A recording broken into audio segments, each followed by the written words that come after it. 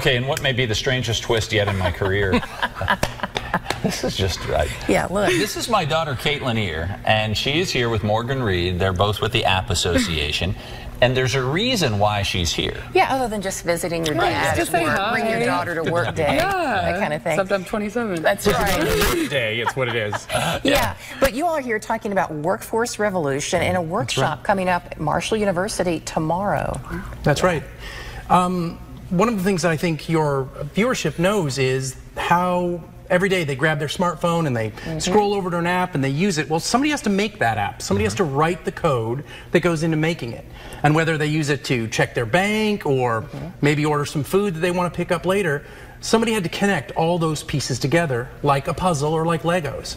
And the people who do that are developers. And the reality of our world is it's not just the Big Bang Theory with a bunch of nerds. It's regular folks writing code, everything from agriculture, mining, logging, the tourism industry. We all depend on data and coders to develop the apps that we all love. That's right. And one of the ideas of this seminar is to try to talk about training for the future. So you're going to involve students who are middle school students coming to this seminar at Marshall, and then also retraining folks like coal miners and people who worked in industry who have been displaced. Right, there's a lot of thought about this that it's, oh, well, I'm not a nerd, I don't know how to code.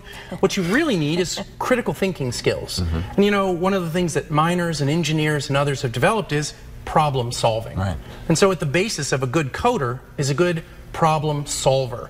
And so what we're going to do here is we're going to do some outreach. We're going to highlight the fact that K through 12 education, we want to get them early, we want to get them to be thinking critically, and to give them that skill set that they can take forward, so frankly, we can hire them. Right. That's right. Wow.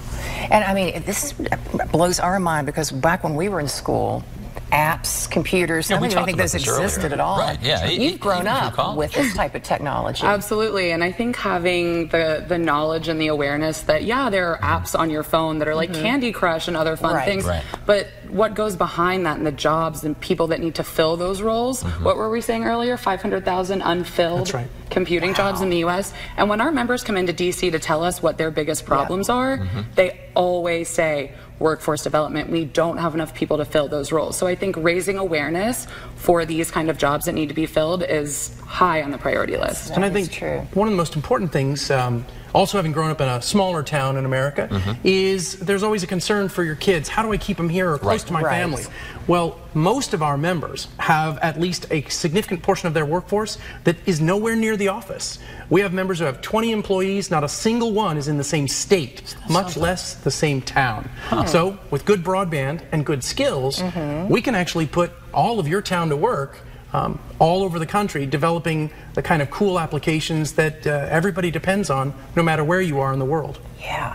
Okay, so this event tomorrow, tell us a little bit about that, and can anybody show up for it? Anyone can show up. It's free for everyone. We encourage anyone who wants to come by to come by. We're gonna kick off the day around 9 o'clock with some panels. Then we're gonna go into lunch and then kick it off with some hands-on workshops, which I'm really excited about. Get everyone talking about computer science during the day. Then in the afternoon, go over to the engineering building for some hands-on, really cool, fun experiences. And there are a lot of players involved in this. Marshall University, the West Virginia Department of Education, Workforce Development. BitSource, BitSource a member company of ours. We have Central App involved, Generation West Virginia is involved.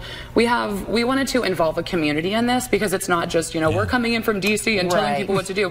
You guys have West Virginia has laid a really solid foundation, and we just want to amplify your efforts and everything that's going on in the state. Great, and I heard some school kids will be there, so that's great to kind of inspire them, and they already know more than we do. We have students from Huntington Middle School, Huntington High School, and St. Joe. All going to be there. Yeah. Excellent. That's great. And I think for your parents who are listening right now, there's a good moment for West Virginia here.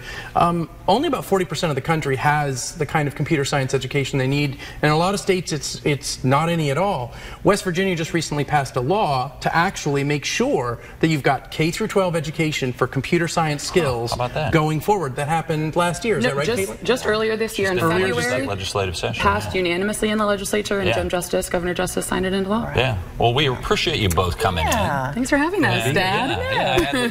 This is great. Like I said, it was a little odd, but I've been converted. Look, we have the Oh yeah, matching socks. the company socks. So I like it. You love to appreciate see it. We have to work on some WSAZ socks. We'll see if we can that's get what them. they need too. Thank you both for coming in. Yes, Really appreciate best of it. luck. Yeah.